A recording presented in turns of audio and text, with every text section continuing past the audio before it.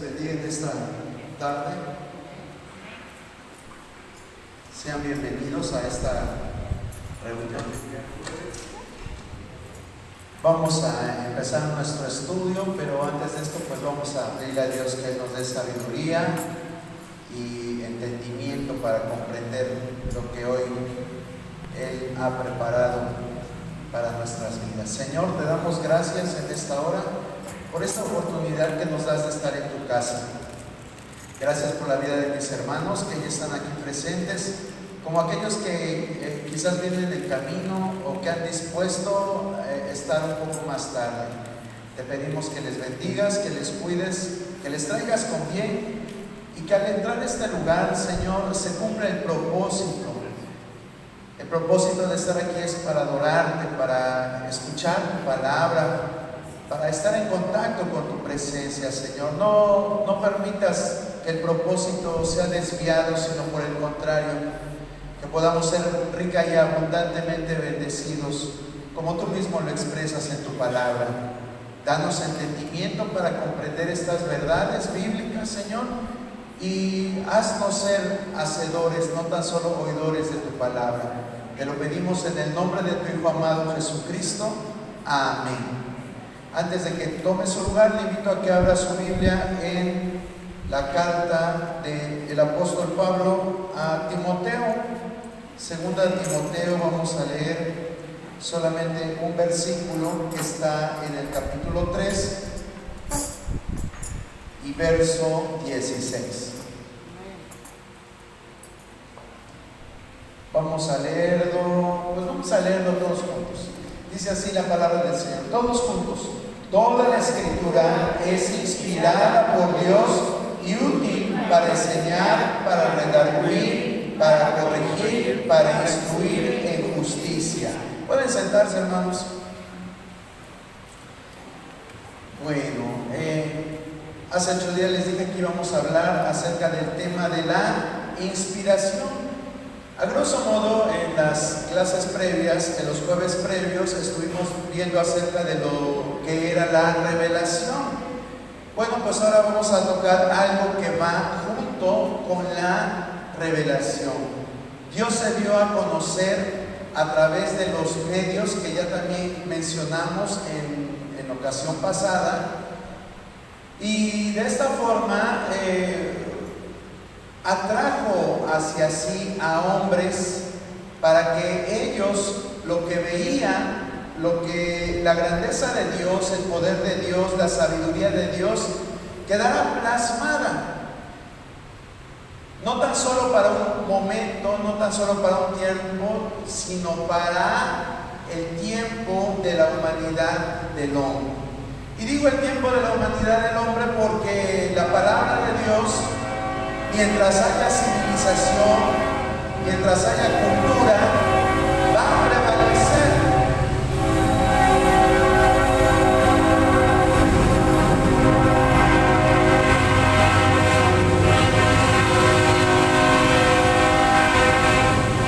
Dice la misma palabra de Dios en el libro de Isaías: sécase la hierba y marchítese la flor, mas la palabra de Dios va a permanecer para siempre. Y hay otros pasajes que hablan acerca de esa permanencia de la palabra de Dios en este mundo. Aunque la palabra de Dios es eterna, es eterna. Bueno, le decía yo que era importante la inspiración junto con la revelación. Haga de cuenta que a nosotros nos da una información muy importante. Haga de cuenta que Albert Einstein llega un día a nuestra casa y nos empieza a explicar acerca de las leyes físicas, la ley de la materia. ¿Cuánto se sabe la ley de la materia? Bueno, yo no me acordaba ni de la fórmula de la materia, pero pues para dar un ejemplo de lo que estoy tratando de dar a entender, es que es difícil comprender una materia como es la física. Y hay muchas leyes de la física, pero a veces son difíciles de comprender. Bueno, pues imagínense Dios tratando de explicarle a un ser humano acerca de todo su conocimiento, de todo su poder y de todo lo que Él hace. Realmente es imposible que el ser humano llegue a comprender todo el conocimiento de Dios. Por eso hablábamos de figuras como las teofanías, los antropomorfismos, que son figuras a través de las cuales Dios se revelaba al ser humano para que lo entendiera. Acuérdense que hablábamos cuando Dios dice: estás esculpido en la palma de mis manos, o como la gallina cubre a sus pollitos. Pero todos esos ejemplos, ¿sí?, nos hacen comprender el amor de Dios, la bondad de Dios y otras características de Dios, que si Él no se rebajara a nuestro idioma, sería muy difícil que lo entendiéramos. Pero Él usa un lenguaje a modo de que nosotros podamos comprender lo que significa su amor, su bondad, su celo, ¿sí?, todas esas emociones que también tiene Dios, porque es una persona. Y bueno, entonces la revelación es conocimiento dado. Entonces, ¿qué es la inspiración? La inspiración es la forma en que se transmite ese conocimiento. Eso es la inspiración, la forma en que se transmite. La palabra inspiración, fíjese que solo aparece en este pasaje que leímos, en 2 de Timoteo 3:16. Solo ahí se menciona la palabra que es inspirada por Dios. Y esa palabra en su original griego se escribe teoneustos, que quiere decir soplado por Dios o respirado por Dios. Eso es la inspiración, algo que fue soplado por Dios a los escritores de los libros sagrados. Eso es lo que hizo Dios. A veces es difícil comprender.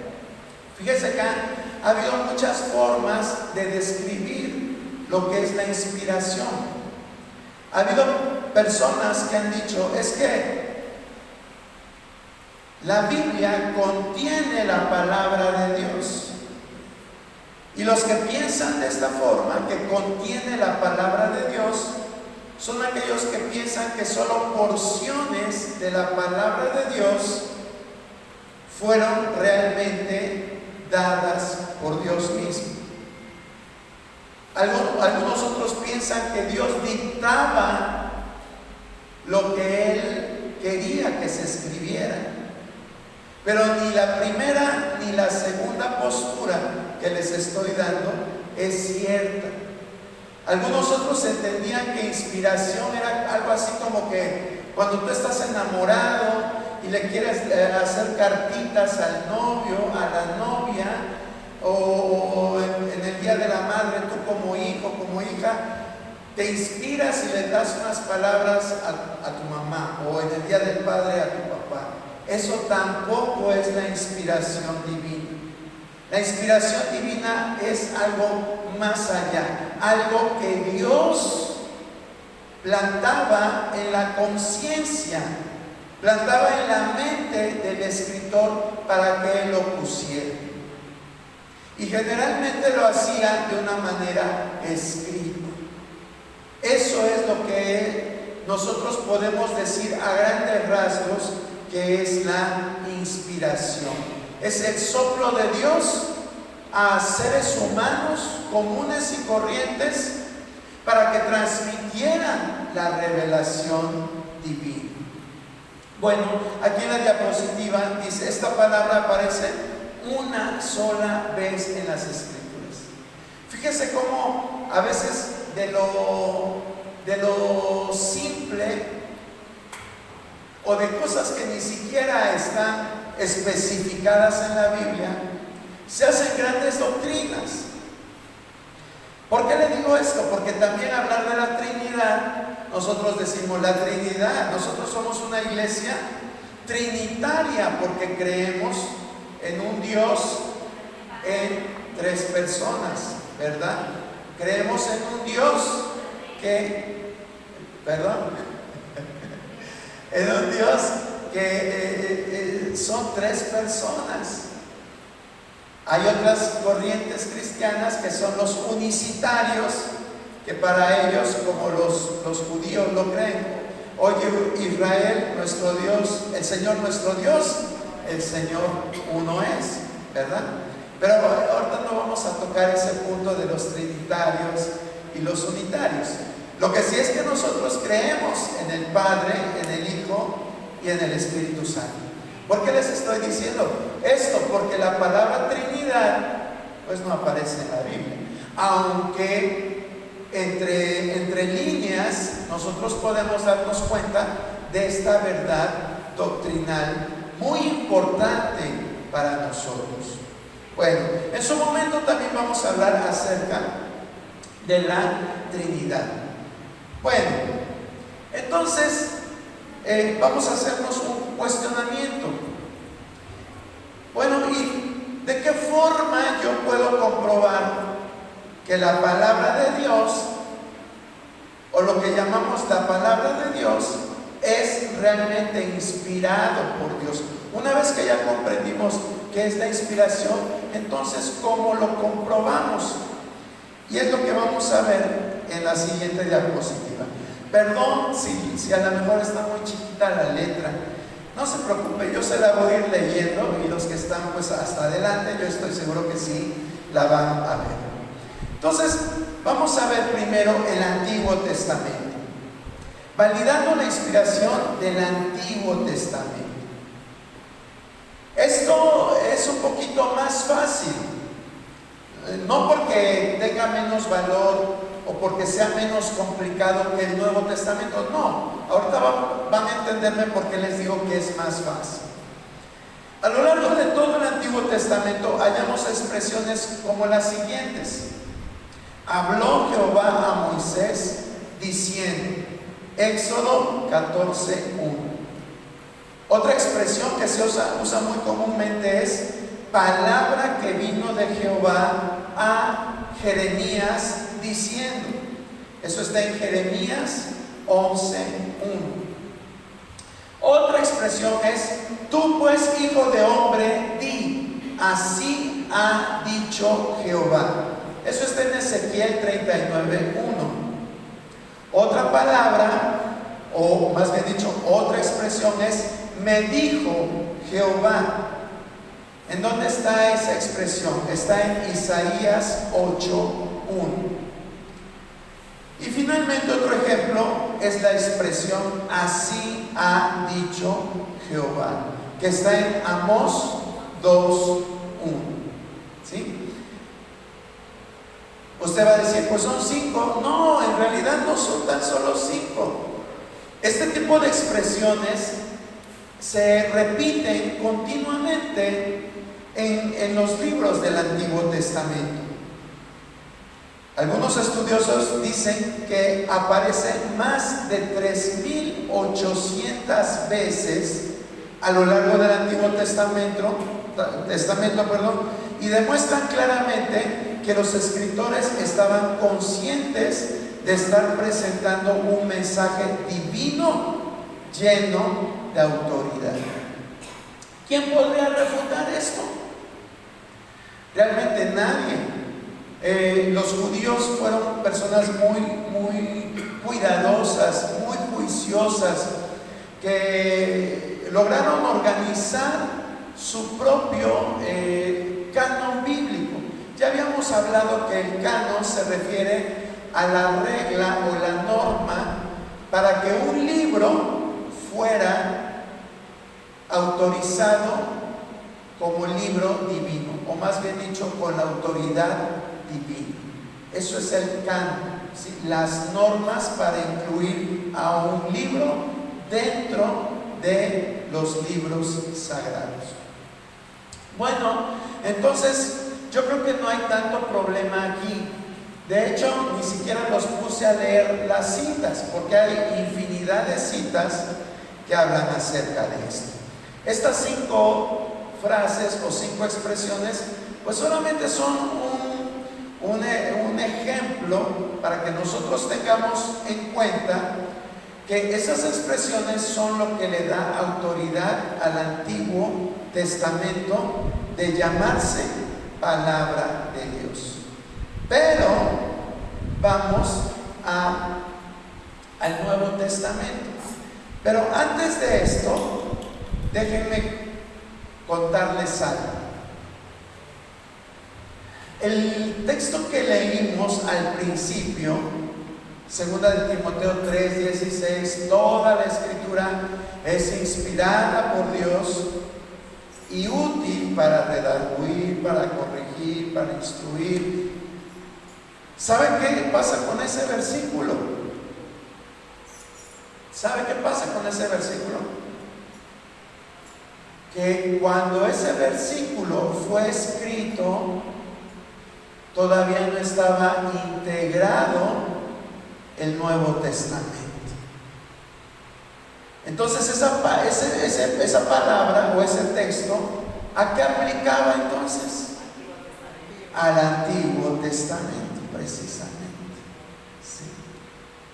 Todavía no había Mateo, Marcos, Lucas, como lo conocemos ahora. Ya andaban circulando algunos, pero no podía la iglesia todavía decir, estos son inspirados y estos no. Como les decía la vez pasada, tuvieron que pasar 3 siglos para que quedara integrado el canon del Nuevo Testamento. Entonces, una vez que entendemos que este pasaje de 2 de Timoteo 3:16 no abarcaba el Nuevo Testamento, entonces yo ¿cómo puedo comprobar que el Nuevo Testamento en verdad es inspirado por Dios? Déjame decirle que no fue cosa fácil. No fue cosa fácil. Hubo mucha controversia para incluir los libros del Nuevo Testamento. Porque desde la edad apostólica, es decir, desde la iglesia primitiva, había tradiciones orales. Ya le había hablado de esto a usted en clase pasada. Cada quien hablaba de sucesos, de vivencias de Jesucristo, y algunos lo tomaban como válido, otros no. Pero fue un problema seleccionar realmente esos 27 libros del Nuevo Testamento. Qué bonito es que nosotros ya tenemos nuestra Biblia, ya sabemos los libros del Nuevo Testamento. ¿Quién sabe los libros del Nuevo Testamento? A ver, que me los recite. A ver, hermana Elvia. Mateo, Marcos, Lucas, Juan, Hechos, Romanos, primera de Corintios, segunda de Corintios, Efesios, Gálatas, Filipenses, Colosenses, primera y segunda carta de los Tesalonicenses, Timoteo, primera y segunda carta a Timoteo, Tito, Filemón, Hebreos, Santiago y Judas, y luego primera y segunda de Pedro. De Pedro, y luego primera, segunda y tercera de Juan. Yo me dije, a veces, pero no es Judas y Está bien. Bueno, yo entiendo que a veces de momento así soltar la pregunta nos agarran en curva, ¿verdad? Pero bueno, esos 27 libros no los sabemos, ¿verdad? Bueno, los que se los sepan, no los sabemos de memoria y hasta los podemos decir de corridito. Pero vuelvo a repetir, fue muy difícil saber cuáles eran inspirados, porque déjame decirle algo. Hubo escritos de algunos apóstoles que no pasaron la norma. Incluso hubo algunas cartas que fueron atribuidas a Pablo. No digo que hayan sido de Pablo, sino que se las atribuyeron a Pablo y que después fueron descartadas. ¿Sí? Entonces fue una labor titánica, pero a final de cuentas se logró el objetivo y se formó ese canon con 27 libros. Bueno, ¿y de qué forma entonces lo hicieron? Eso es lo que vamos a empezar a ver ahorita. Dice esta diapositiva, algunas declaraciones concretas por parte de los escritores del Nuevo Testamento indican que la inspiración de la Escritura se extiende a toda la Biblia. Ahí mismo, en las cartas de Pablo a Timoteo, en el capítulo 5, verso 18 de Primera de Timoteo, vamos a ver algo que los teólogos de aquel tiempo tomaron mucho en cuenta para ver qué era inspirado y qué no. Si alguien lee esta cita, por favor, 1 Timoteo 5, 18.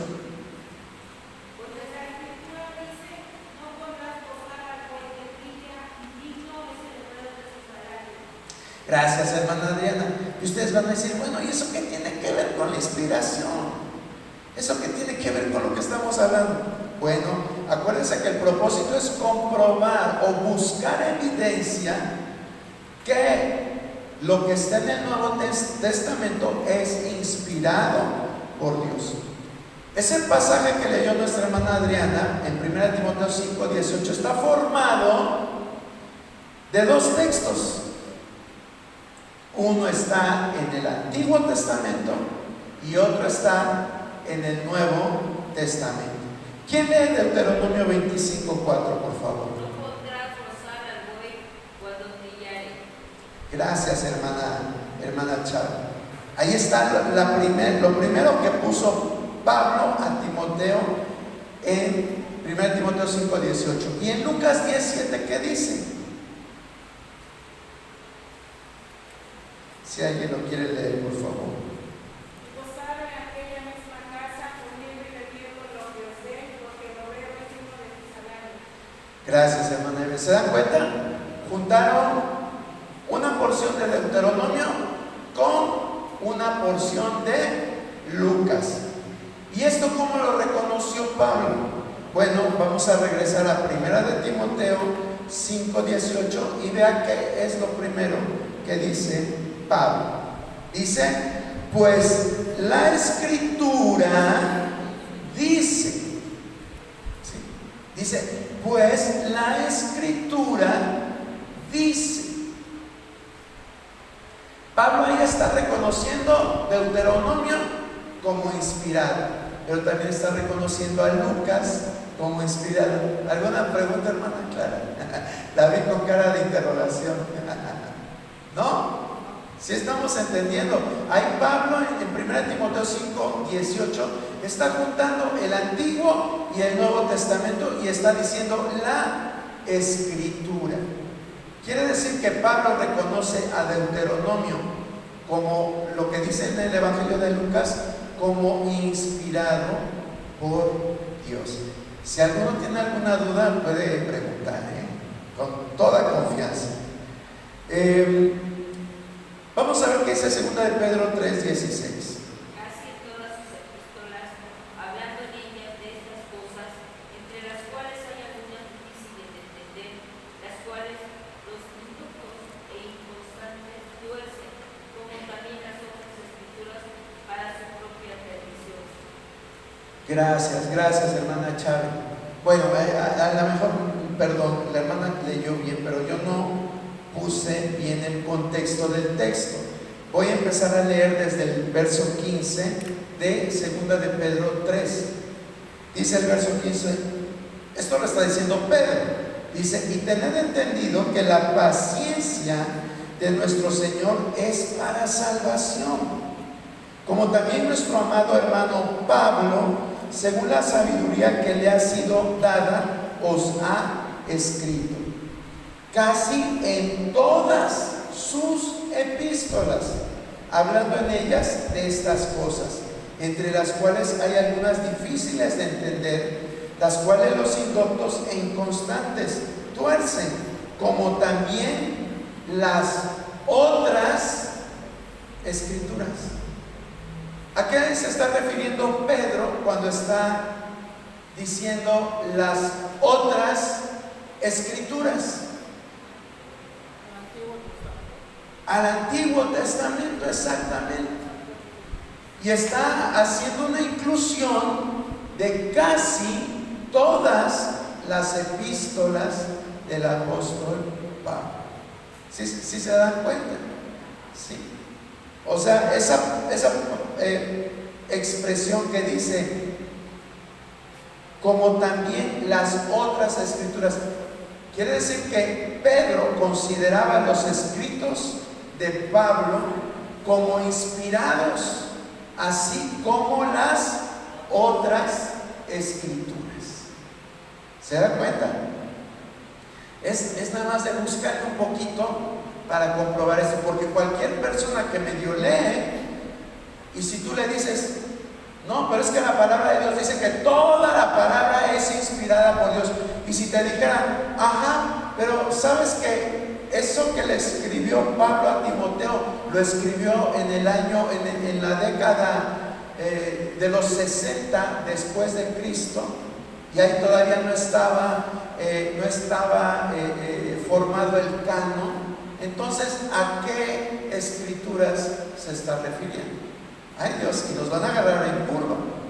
Pero ya teniendo esta base, ¿sí? que leímos en 1 Timoteo 5:18 y en 2 de Pedro 3:16, podemos comprobar que lo que está escrito en el Nuevo Testamento es inspirado por Dios.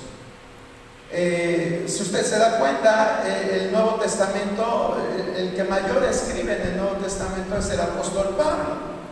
Entonces no habría duda, al menos con los escritos del apóstol Pablo, que esos escritos son inspirados por Dios.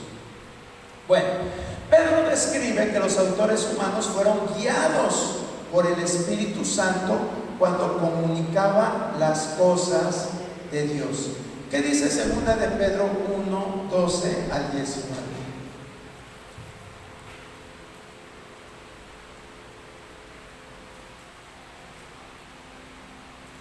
Si alguien gusta leerlo.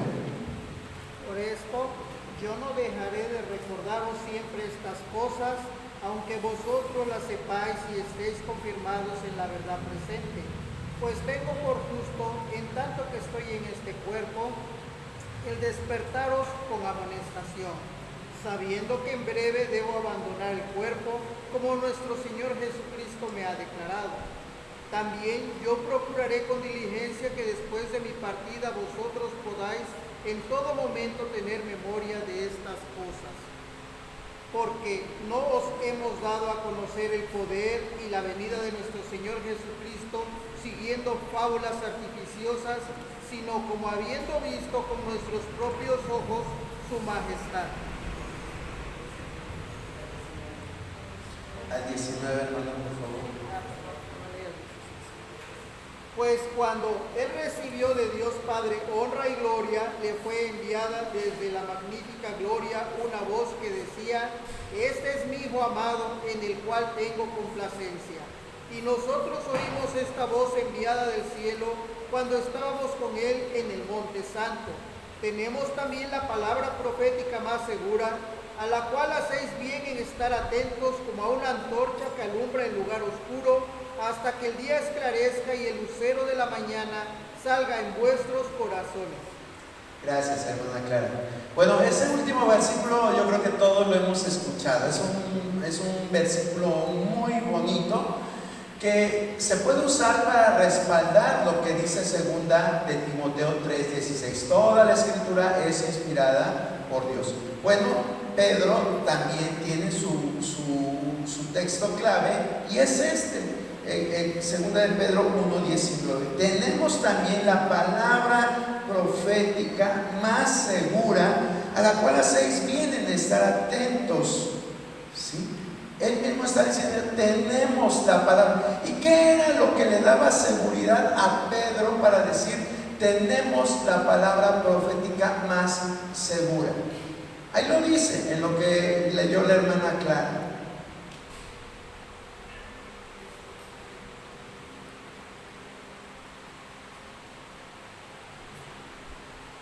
Les voy a decir dónde está, en el verso 16 y en el verso 17. ¿Por qué Pedro hablaba con esa autoridad diciendo, tenemos la palabra profética más segura?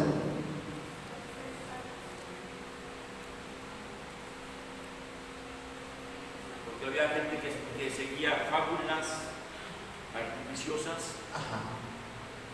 Y por eso les da a esclarecer que la palabra permanece y es profética. Ok. Pero ellos lo habían visto. Porque él lo había visto. Nada de que a mí me lo contaron o a mí me dijeron. No, Pedro no anduvo diciendo eso. Él decía, tenemos la palabra profética más segura porque lo hemos visto. Porque escuchamos cuando Dios dijo, este es mi hijo amado. Eso era un factor clave para decir que un escrito era sagrado o inspirado por Dios, que fuera escrito de primera mano. Sí, porque imagínense que alguien en el siglo III después de Cristo se pusiera a escribir acerca de Cristo, pues ¿de dónde sacaste la información? ¿De dónde sacaste la información? Ay, pues es que mi tatarabuelito me dijo, no, pues ya viene desvirtuando todo eso. Ya no es lo mismo. Una de las reglas para que un libro entrara dentro del canon era que tenía que ser escrito de primera mano, testigos oculares o de alguien que haya escrito, pero guiado por alguien que vio los sucesos, como el caso del Evangelio de Marcos. Se piensa que Marcos escribió el Evangelio basado en lo que el apóstol Pedro le contaba a él.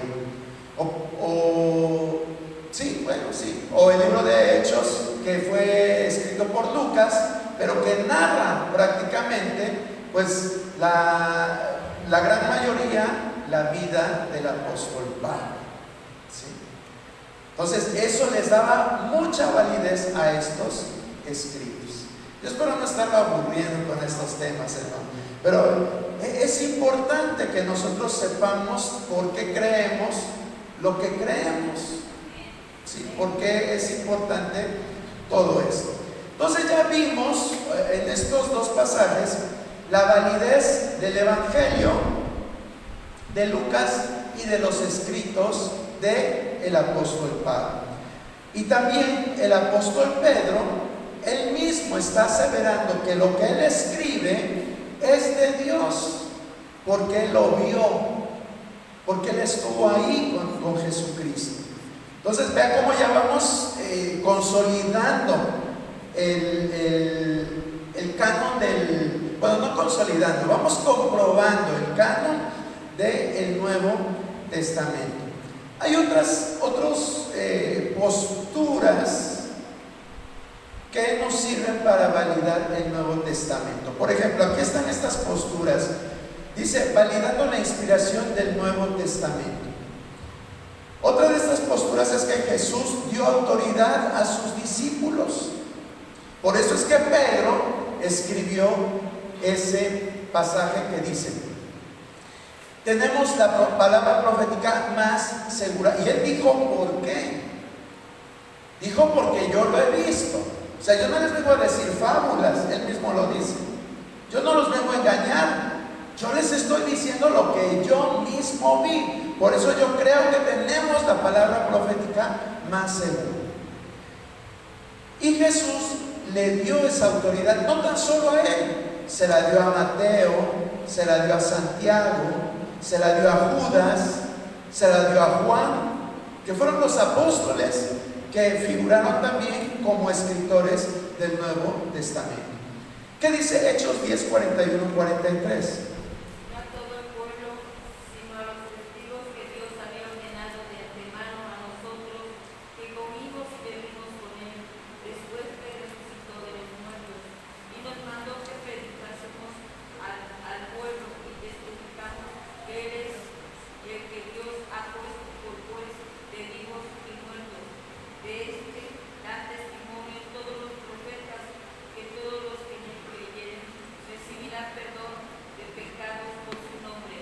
Gracias, hermana Chávez. Entonces vea cómo los discípulos, ¿verdad? No era de que dijeran, pues todos vamos a escribir, pues todos somos hijos de Dios, no, era algo muy selectivo. Por eso dice, no a todo el pueblo, sino a los testigos que Dios había ordenado de antemano, a nosotros que comimos y bebimos con Él después que resucitó de los muertos, y nos mandó que predicásemos al pueblo y testificásemos que Él es el que Dios ha puesto por juez de vivos y muertos. Tenían bases sólidas para que ellos pudieran ser los escritores del Nuevo Testamento. No era nada más de que, pues a mí se me ocurrió, o es que a mí me gusta un montón escribir y me voy a poner a escribir de Jesús. No, tenían que tener la autoridad de Jesús para poder cumplir con esta misión. Por eso es que el punto es, Jesús dio autoridad a sus discípulos. Jesús dio la autoridad a sus discípulos. La segunda postura dice, sus palabras eran las que enseña el Espíritu. ¿Las palabras de quién? Pues de los que escribieron. Son las que enseña el Espíritu. ¿Qué dice 1 Corintios 2:3, por favor? Igual también hablamos, no con palabras enseñadas por sabiduría humana, sino con las que enseña el Espíritu, acomodando lo espiritual a lo espiritual. Gracias, hermano David. Vea cómo está Pablo diciendo, nosotros hablamos no con palabras enseñadas con sabiduría humana.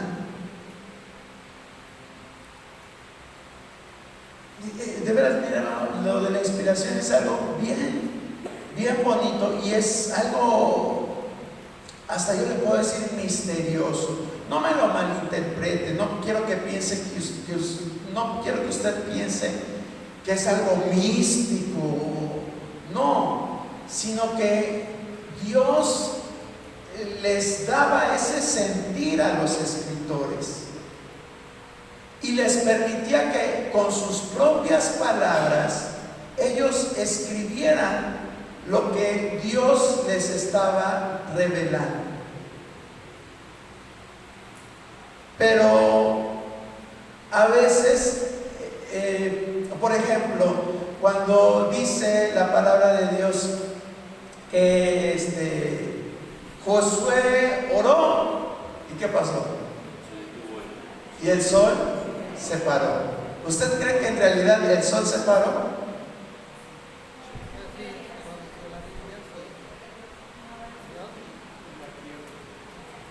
O sea, todos sabemos que los planetas no están inertes, están en movimiento.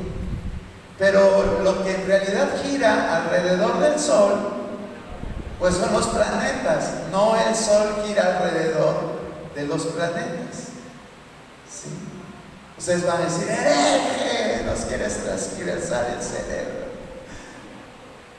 O sea, no es que Josué, el escritor de Josué, de esta porción, haya dicho una mentira. No lo crea así, no crea que él dijo una mentira, sino que Dios le permite ver el suceso o contar el suceso, pero no se pone a decirle, no. O sea, ¿cómo vas a decir que el sol se detuvo si está la ley de la gravitación, de la traslación, de la rotación? O sea, el propósito de Dios no era explicarle leyes de física a los escritores de la palabra. Ellos simplemente, el propósito de que se escribiera este pasaje de la historia era comprobar el poder de Dios. Eso era lo que quería Dios que el escritor pusiese y que hasta nuestros días nosotros lo entendiéramos. Hoy, no me digan que ustedes que no se habían puesto a cuestionar esta situación. Bueno, pues ahora cuestionense. O sea, el sol no se mueve alrededor de la tierra gira alrededor del sol. Pero vuelvo a repetir, en ese momento no había todo el conocimiento que hoy usted y yo podemos tener. Y simplemente lo que hace el escritor es plasmar lo que él vio. Eso fue lo que hizo. ¿Sí? Así de simple y sencillo. Por eso es que usted también va a ver que a veces en la narrativa, por ejemplo, de los evangelios, que son libros que pueden ser comparables, porque hay narraciones muy similares, de momento dice que Jesús pasó al otro lado del mar y llegó a la tierra de Gadara y ahí se encontró a un endemoniado. Y después en otro evangelio dice que no era uno, que eran dos. Y entonces la gente al leer esto y comparar dice, alguno de los dos está mintiendo. No, ninguno de los dos está mintiendo. Simplemente que uno es más explícito en su narrativa y el otro se enfoca en lo primordial. ¿Sí? Es algo bien interesante todo esto, pero lo que quiero que le quede bien grabado en su cabecita es que la palabra de Dios no tiene ni contradicciones, como le había dicho la vez pasada, ni tiene errores. De hecho, de esto vamos a hablar más adelante, de la inerrancia.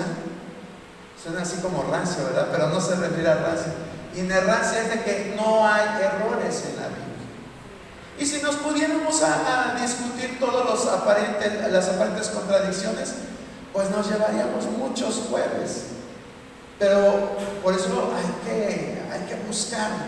Este tipo de estudios, hermano, no pretendo hacerlo exhaustivo para que usted se vaya con las respuestas de todo lo que debería de la Biblia, porque ni yo tengo todas las respuestas y yo creo que nadie tiene todas las respuestas.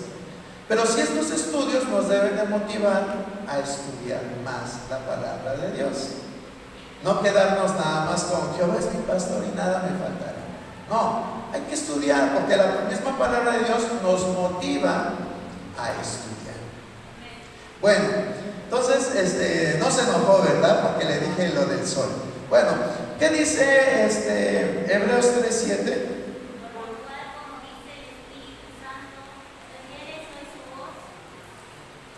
Gracias, Cari. Dice, vuélveme a leer, por favor, Cari. Gracias. Estamos viendo el punto de que sus palabras eran las que enseña el Espíritu Santo. Y ahí dice claramente el Espíritu Santo, dice, si oyeres hoy su voz. Entonces, era imprescindible que el Espíritu Santo trajera esa inspiración a los escritores. ¿Cuán importante era para Dios que los escritores plasmaran la inspiración en algo? No le voy a decir que en papel, porque en aquel tiempo no había papel, pero era importante que la enseñanza, la revelación quedara plasmada en un escrito. Era necesario. De hecho, en enseñanzas anteriores hemos visto cómo Dios le manda a Moisés que tenía que escribir. Por eso es que se hizo el Pentateuco, porque Dios le decía a Moisés, escribe, y él lo tenía que escribir. Bueno, vamos con el punto número 3. Dice, escrito por mandamiento del Señor. ¿Sí? La revelación era escrita por mandamientos del Señor. 1 Corintios 14:37, ¿qué dice?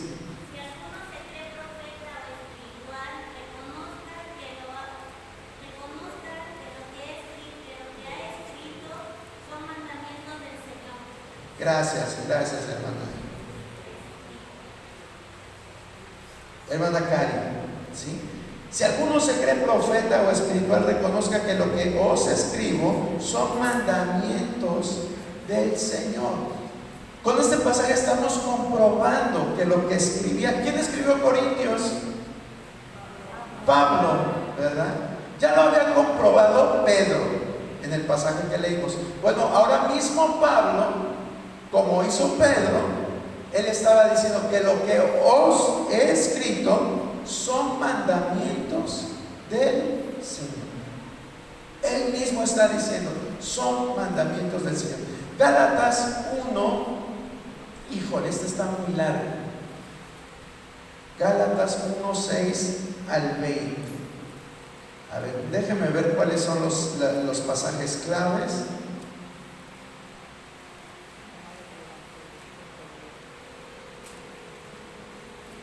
A ver, el 12 y el 20.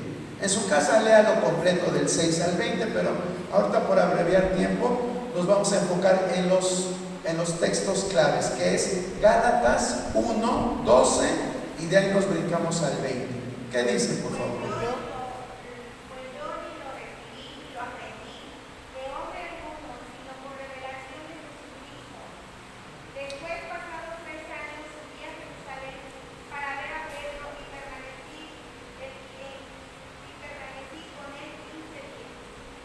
El 20, hermano Yuki, el 20, por favor. En esto testigo, he aquí delante de Dios que no mienta. Gracias, hermano. Entonces, gracias, hermano Yuki. Aquí entonces estamos viendo cómo Pablo está defendiendo lo que él escribe. ¿Por qué lo defendía tanto? ¿Por qué lo defendió en Corinto? ¿Por qué lo defendió en Gálatas? Porque mucha gente creía que él no era apóstol. Porque él no había caminado con Jesús, él no había sido propiamente un discípulo de Jesús. Pero vemos que Dios a Pablo le da una revelación tremenda. Él dice, yo fui hasta el tercer cielo y vi cosas que no se las puedo contar.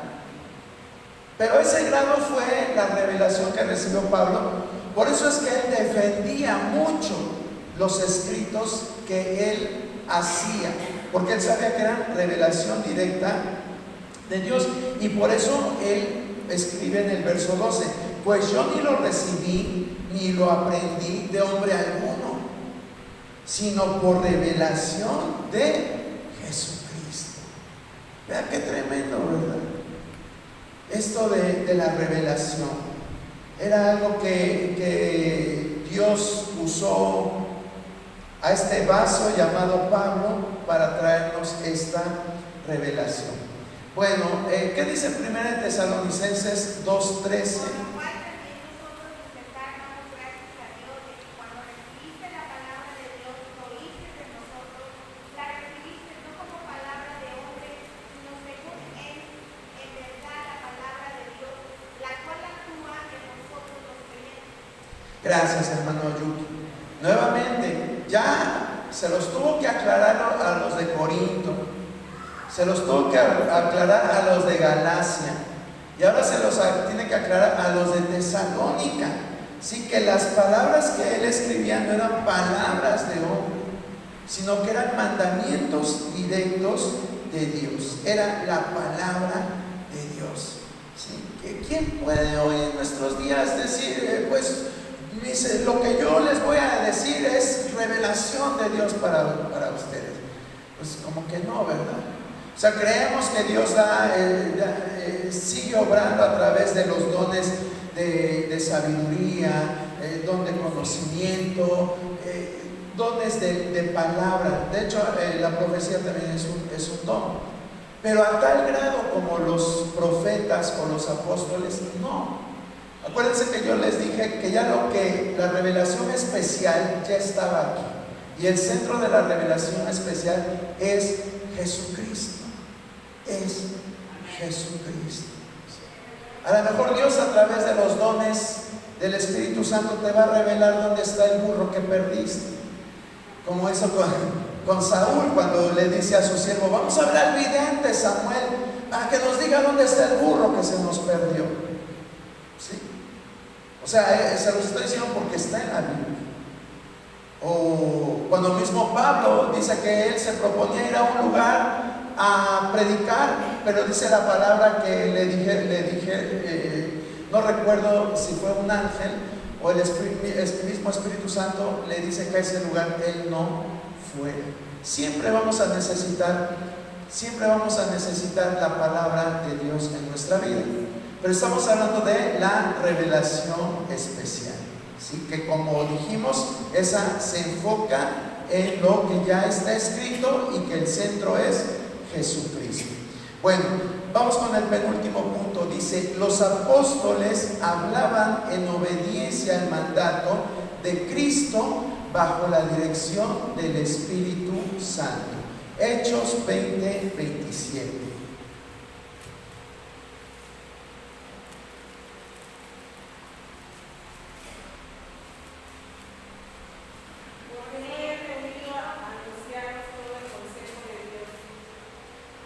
Gracias, hermanas, hermana Eve. Aquí vemos cómo está diciendo, dice, porque no he rehuido anunciaros todo el consejo de Dios. ¿Quién estaba diciendo esto? Pablo, ¿verdad? Para variar, Pablo estaba diciendo, yo no rehuso decir todo lo que Dios me ha dicho que les diga. Era un intermediario muy valioso para Dios, para traer la revelación a nuestras vidas. Segunda de Pedro 3:2, ¿qué dice? Para que tengáis memoria de las palabras que antes han sido dichas por los santos profetas y el mandamiento del Señor y Salvador dado por nuestros apóstoles. Gracias, hermana Liz. Bueno, ya con todas estas citas, ¿a ustedes les quedaría alguna duda de que el Nuevo Testamento es también inspirado por Dios? A lo mejor lo de 2 de Timoteo 3:16 ni lo sabíamos, ¿verdad? De que cuando Pablo le dice a Timoteo, toda la Escritura es inspirada por Dios, no se estaba refiriendo a toda la Biblia, sino al Antiguo Testamento. El Nuevo Testamento era otro proceso. Pero vemos cómo el Nuevo Testamento, o los escritores del Nuevo Testamento, validan y defienden la autoridad que Dios y Jesucristo les habían dado para continuar la revelación de las Escrituras. Ya estaba el Antiguo Testamento, pero faltaba el Nuevo Testamento. Y vemos cómo ellos, ya sea que por testimonio de un tercero o testimonio de ellos mismos, decían, nosotros tenemos esa autoridad, tenemos la palabra profética más segura. Y eso es lo que le ha dado validez a este libro sagrado. Y finalmente, los escritores reconocían la autoridad del Nuevo Testamento. Hebreos 10, 15, 16, ¿qué dice?